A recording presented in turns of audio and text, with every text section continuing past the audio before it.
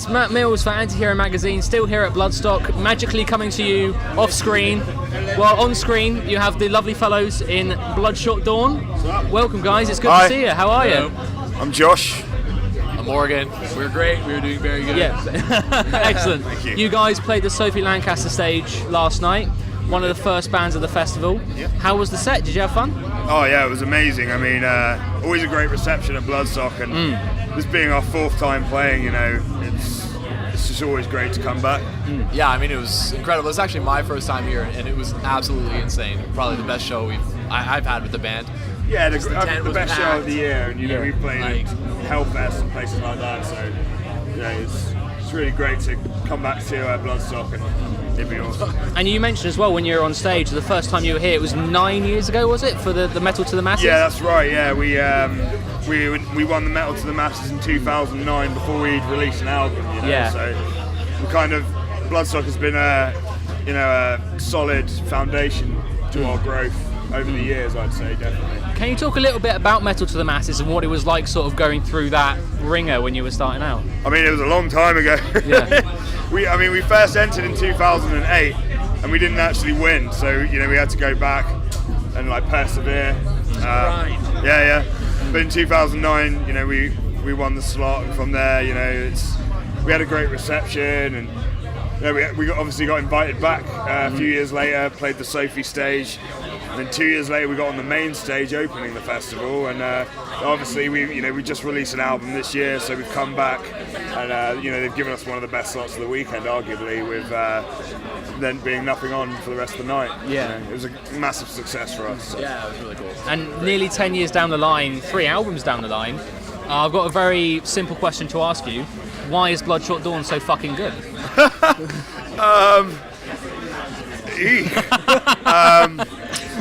You know, it's all opinion based, but No, it's you a know, fact. It's a fact. Okay.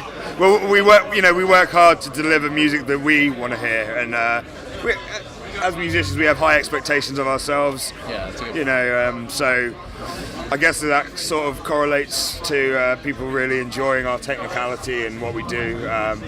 It's just down to hard work, really, and enjoying what we do. I'd say. Yeah, I mean, like we're also pushing ourselves pretty hard now. Like we just finished writing a new album, and we're really pumped about Got that. another You know, album? so Wow. I know Exclusive. We've not told anyone. Oh, wow, okay. Antihero exclusive for you there. it's not totally finished, obviously. Right, But yeah, I mean, it's well on the way, and you know, we're looking forward as much as we can, because you know, we just want to enjoy ourselves and get out touring, you know. So And obviously, because you just released a new album, Reanimation, and that was your first album in 4 years after it was Demons, wasn't it, the second album? yeah. So is this sort of this increase in speed now with writing material, is that making up for that 4-year gap, do you think? I wouldn't say that. I mean, it was not, and it was also, to be fair, it was closer to 3 years than 4, because Okay, it was released in the late of that year, and January.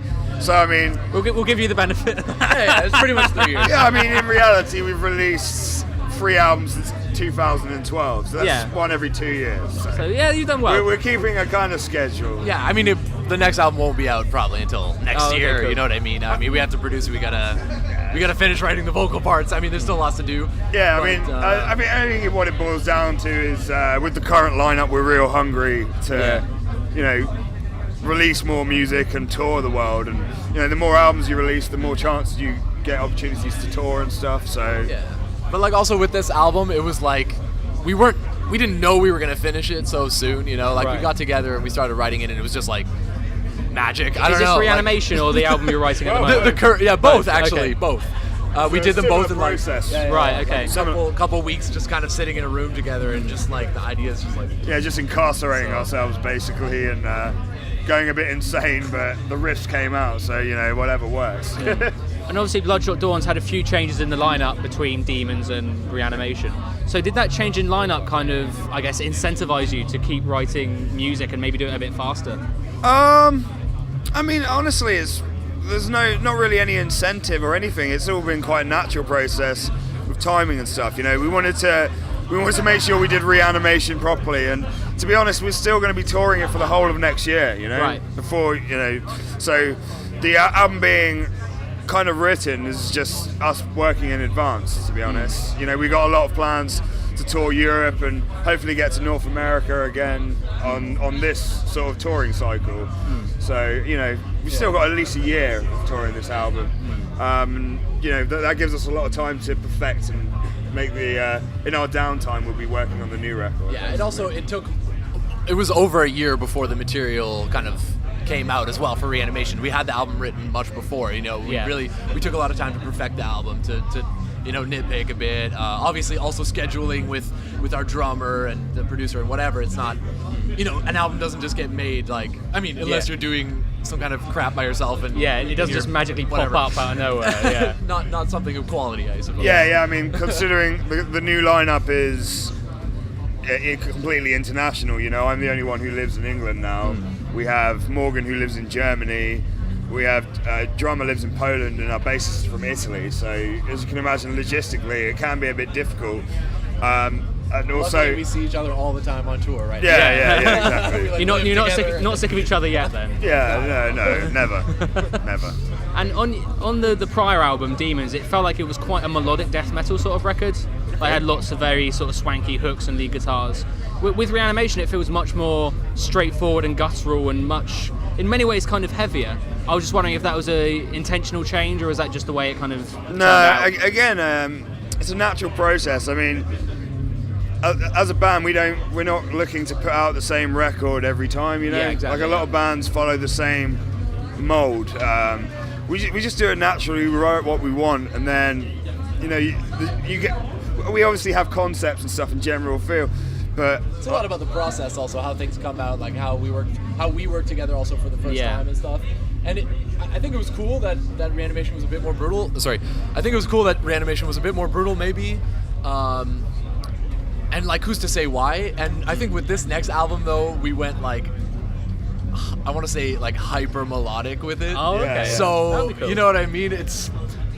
I think it's also, you know, we know what's there and we're thinking about what's there, but at the same time we're writing what we like, and maybe there is some kind of like inkling of like, oh, maybe we should try something a bit different this time, a bit like, you know, but it's behind, you know, we're just kind of doing it. And it's not like we sit there with a board and right, we need to have a brutal song, and it's like a dartboard. Yeah, exactly. It's just kind of like natural process, and you know, once you got a few songs laid down, you know, you get a sort of a feel for the album. So maybe the album will be in one similar vein, because once we get an idea of how we're going, we kind of stick with that. You know what I mean? Like the new album, honestly, is that we've just written after Reanimation is completely different. It's the most cohesive, I think. Also, we wrote it all together in this 2-week process. So it was like working on a whole. It was working on a whole album. It wasn't working on this song there. It was like, how can we improve the whole album? And that was kind of the goal at every moment, you know? Instead of specific songs, you know, we worked as, like you say, across the 11 songs to make sure it's it's got everything there that we want in the material. We should save this for like an interview next year when we have to sell the album to people. We'll release this next year. It's fine. Because it's not ready. but yeah, buy Reanimation. It's great. So I'm going to continue sort of digging that hole that you've put yourself into. That's now. fine. Yeah, Is the next album, do you think, the best Bloodshot Dawn album? It's subject to opinion, really. I mean, it's okay. whatever. You know, we don't even know how it's going to sound sonically. So, okay. But I think. Is it going to be shit? No, it won't. Not be shit. It will not be bad. It will be, but you know, I mean, like for example, Demons is very like overproduced and like very sort of high-end production, whereas the first album's obviously a bit more raw and stuff. I mean, who knows what this next album's going to sound like? You know, we have plans for producing it, but at the moment it's a blank slate. So you know, you never know what. Yeah, it's interesting to think about that, but compositionally we have added some new elements as well to the sound. I think like just layers and like synth and stuff like that. I think it's going to add another dimension to the band that we just kind of touched on in Reanimation, where I think we want to go further with that. And yeah, I'd say one thing about the new stuff we've written, it's quite theatrical sounding. Yeah. So it's quite like in that respect, it's quite different. That's a good thing. Do you think heavy metal naturally lends itself to that, like theatrical and bombastic sort of edge? Do you think? Yeah, I mean, I think it just shares an energy, you know, with that sort of styling. You need something to get behind, I think, also. Yeah. You know, and if you can have that kind of imagery or symbolism or something, even just lyrically, I think it brings people along. I'm a huge fan of fantasy or something like that. I think it's a similar concept. And music, you know, it is something that needs to bring you places. Like, if you're not getting brought places, why are you listening to it? If you're just sitting there and it's not bringing you imagery or, like, you know. Yeah, I agree. You know, if it's not like if the music's not striking you in some emotional level, it's you know, probably not worth listening to. If you're getting bored by it or whatever. Yeah, and I think we're both like fans of storytelling and, I don't know, sci-fi, like whatever it is. You know, there's so many things out there, and I think it's really nice to have that kind of cinematic approach, or you can almost envision something happening to the music. As it's happening. It helps keep the listener on their toes and keeps the music exciting. You know, we don't want to be. We've never been a band that wants to be too predictable. Yeah. So. And earlier this afternoon, we interviewed Bloodbath, who are like, you know, sort of veteran death metal band. Listening to them? And we asked them why, after 30 years, has sort of death metal continued to survive. And to finish off, I kind of want to ask you the same question as like a younger perspective. Why has death metal survived for as long as it has? It's hard to say, really. I mean, honestly, I'd put it down to the fans. You know, and a lot of the bands have the right attitude. You know, I don't think we do it necessarily for the money. You know, we do it for experiencing our playing our music in different cultures around the world and stuff. And I really feel it's a mix of having great fans and very driven musicians that, you know, are kind of doing metal because they want to do it, not because you know, they're not just doing it for the sake of it, like say a pop band might do. You know. Yeah. I mean, for me, I think metal also pushes a lot of boundaries for people, and I think, you know, we live in a society where we have so many boundaries on ourselves. Like, it's good to just be able to fucking listen to something that makes you want to, like, break out and just be yourself and just listen. Be a rebel. You know, just enjoy something. Just, you know, like, go with whatever that is. And of course, everyone has a different definition of that, but I think it's really, really great for people. Yeah. And I mean, metal is doing great in this, even in this music industry right now. You know, look how great this festival is doing, and dude, you know, fucking selling out in 3 days or whatever. I mean, there's a reason for that. You know, you can be passionate about this music. You know. Yeah, I think it's down to the community as well, isn't it? You know, we're a very accepting community, and everyone just wants to have a good time in these situations like the festival. So cool. Awesome. Thank you so much for hanging out, guys. Thank you very much. Everyone go and buy Reanimation. Unfortunately, it's going to be shit compared to the next album, apparently. So, buy Reanimation and then buy the next album. We love you, Per. Thank you for working on that album with us. Please work with us on the next one. We love you. Still good. I really like that album. Cheers, guys. Awesome. Thank you. Thanks so much for hanging out. Thank you. Cheers.